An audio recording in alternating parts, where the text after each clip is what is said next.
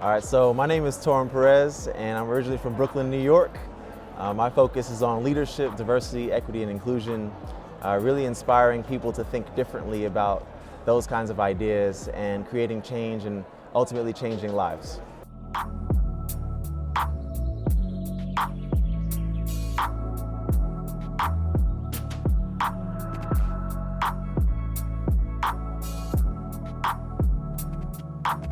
Here at HR Transform, that's extremely imperative in every organization's existence, is to understand, the diverse components of every individual that comes into it and how they offer different values but are all valuable equally. But before that, there was something that stimulated you to take that journey and to go that route. Can you go back a little bit and tell us a little bit about your origin story and how you ended up in this HR space? Absolutely. So I appreciate that question a lot because our personal stories matter a lot. And growing up in the inner city of Brooklyn, I'm the son of immigrants. My parents came to the United States from the Caribbean in the late 1960s from Trinidad and Carriacou, which carries the Grenadian flag. And they really instill the value of education, but it was educational opportunity that really, I think, in a way leveled the playing field and really advanced me on the progress with equity. To go to one of the top colleges in the nation through the Posse Foundation, to have the opportunity to discover companies I'd never heard of. I ended up getting an internship at Bloomberg, a multinational organization. Spent the summer living in South Africa with the World Teach program. I was living with a German host family, working with teenage entrepreneurs in a black township and teaching English in a colored community. And that experience, taking me completely out of anything that I knew, really shifted the paradigm for me about how big I could imagine my impact in the world and how far I could go and how far I could travel. 20 plus countries traveled to later. I look back and I think about where I started. When I graduated from college, I was unemployed for 27 months. A lot of people don't know that, but it was one of the most difficult times in my life from a mental health standpoint. But it really challenged me to think about where it was that I wanted to create an impact going forward. So I ended up landing in digital advertising sales at Bloomberg, actually. Worked there for 3 years, and the most special part of that experience was being there for the inaugural setup of the affinity groups for the organization. And so I was part of the leadership team for the Black professionals community. It was my safe space. I was the only Black salesperson on the team, and it was a space for me to find community and to also feel my passion for creating an impact. And this is where I really learned a lot about the inequities in the workforce. I had a chance to lead initiatives that helped us grow the membership 150% in 15 months. And it was really in that space where there were people championing and saying, hey, Torin, if you ever wanted to go out and do your own thing, you got the skills and definitely the passion, the energy to do it. So in 2014, I left my job and I started on this quest to say, what is my mark going to be? And so I've been speaking, served as a learning partner, transformational learning experiences delivered to over 50 organizations in the last 5 years. I'm super proud of the fact that I can promise success in the sense that across all of the participants that have ever participated in things that I've done and led, we've had a 94% positive feedback rating from them. And so that really tells me that people are resonating with my ideas and people are resonating with whatever the topic is, whether it's around inclusive leadership or whether it's around authenticity or who am I to lead, which is the title of the book that I released last year, and really being able to catalyze change through people. So that's like the short part, long and short part of the story. So when you were on this mission, a lot of people ask, why does race have to be an issue? Why does gender have to be a factor? You said something earlier. You said it has to be. Why is it just being brought up so many times? Some people think everyone has opportunity now. Do you not agree, or do you agree? So we're here at this conference, HR Transform, to really think differently. And And I think the interesting thing is earlier in March, Russell Reynolds released a report, something entitled A Guide to Keeping Your Chief Diversity Officer. And in that report, amongst many fascinating insights, one of them is they asked all of the survey respondents to say, where do you believe diversity and inclusion falls in your business's priorities? On a list of 8 priorities, it was dead last, number 8. Number 1 was increasing market share. And so you think about that for a second, and you realize that business leaders right now, not all of them are putting people first. And that's what diversity, equity, inclusion, those are words that help us to better understand what are our human experiences in the workplace.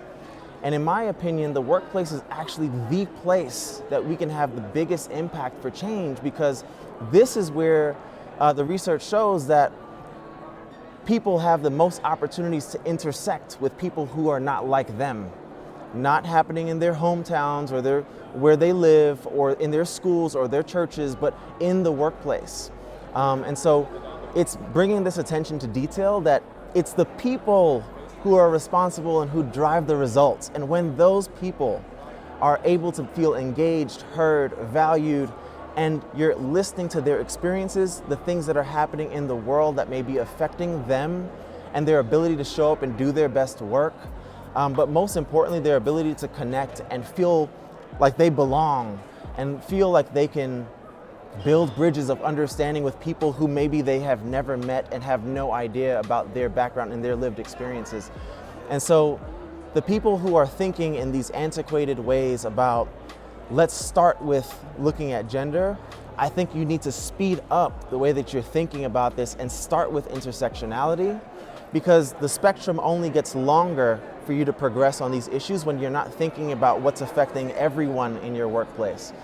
So this is kind of what excites me, because I get a chance to speak about this stuff and to share my ideas really on how we can inspire progress from where we sit. It's not all the responsibility of a diversity and inclusion leader or a champion for change. It's how do all of us participate in this conversation? How do our executives find out who they are in this work?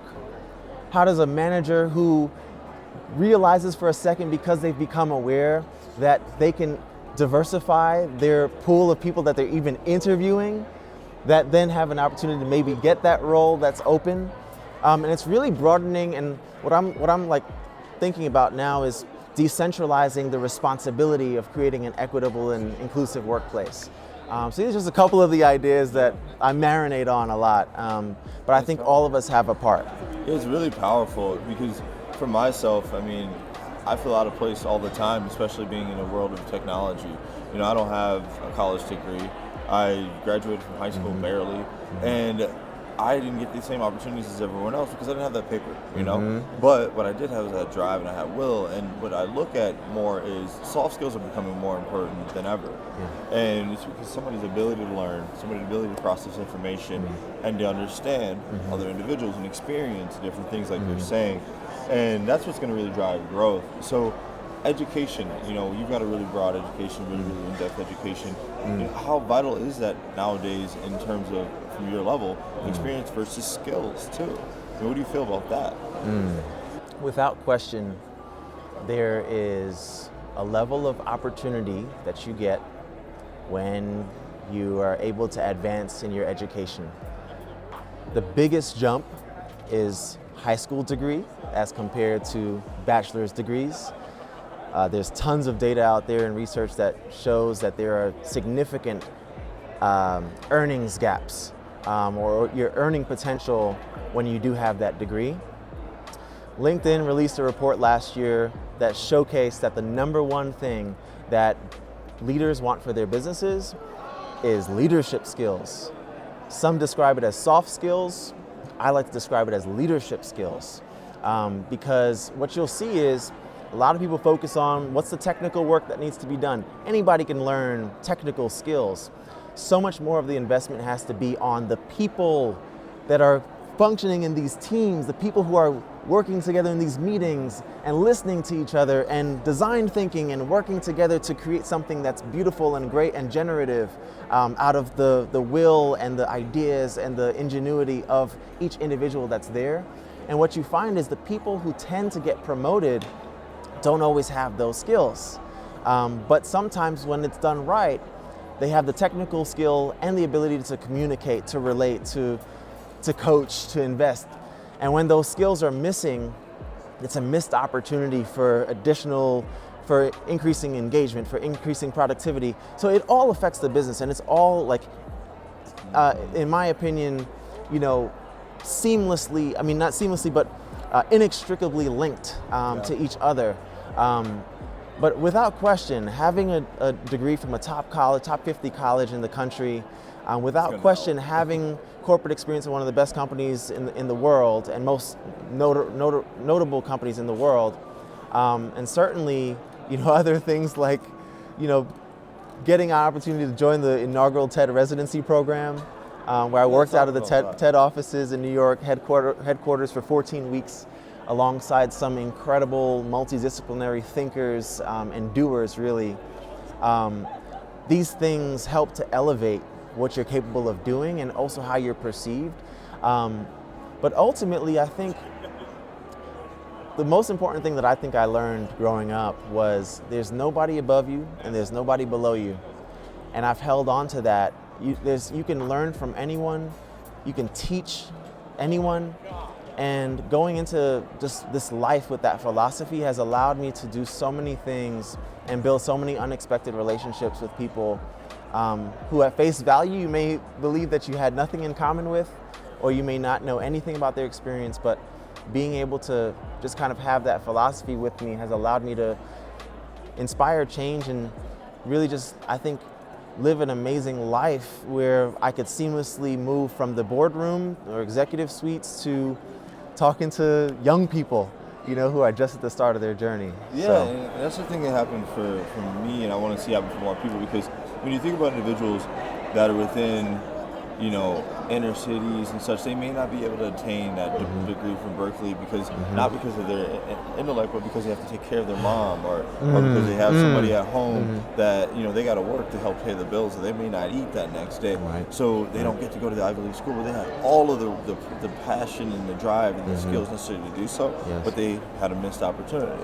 Right. So opening your eyes to be able to find those diamonds in the rough is really important. So I think like what you're saying is, yes, those Ivy League students are amazing, but also look at some other areas where there's some amazing people as well. Absolutely. That people may not be seeing. Right. So, we all talk about this as a broader vision, but for the companies and the HR directors and the people that are listening to this interview, what can they actually do today? It's really discouraging sometimes, when someone of color or from not of color trying to understand the other person's needs. It's difficult to wrap your mind around a lifestyle that you've never experienced. So, like, where are some things they could start with? For the leaders, for the people who are going to be listening to this and watching this, I entitled the book that I published last year, "Who Am I to Lead?" as a question mark. And I wrote it in a way not to inspire doubt, but to inspire belief.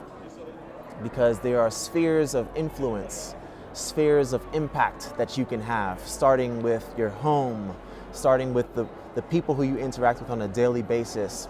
When you see something that stirs you, when you walk in the street and you see somebody sleeping in the street, if that's a problem for you, think about how your organization can be part of the solution for getting that person off of the street, reducing homelessness in your state or in your city or where you work. Think about how you can create opportunities for people who may not be represented at your organization. It starts with an awareness and just really having a feeling that you can make that change. And that's fundamentally one of my beliefs. It's about each of us realizing that we can actually contribute to the world that we want to live in. And when we don't, it's a missed opportunity that could have put us in a position to make our world a better place. So I think it's really starting with yourself and thinking to yourself, observing your life, observing your work. What do you want to see change? Acknowledging it and then taking an action to look up something, to do a bit of research, to have a conversation with a colleague who may be able to help you, who has a similar interest, who can push you forward. And I feel like far too often that lack of action, like the bias to action is more important now than ever. And so just owning it, owning your part of the story, owning the fact that even if you change one life, even if you introduce your corporation to one external partner or vendor or person who, you know, can add to your business, that makes a difference.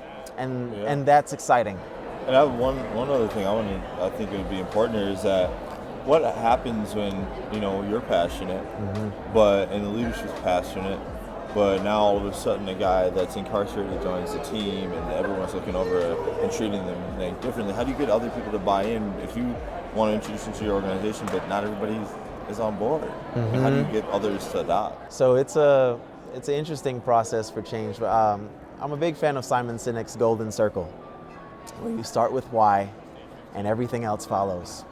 And at the same time, you also understand that there are going to be some people who are going to be very quick to adopt your idea, your philosophy, what you want to see change.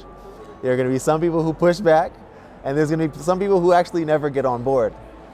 And I think acknowledging that and really galvanizing behind the people who are ready to be a part of that change, and being extremely persistent, being extremely creative in terms of just figuring out a way. Where there's a will, there is always a way.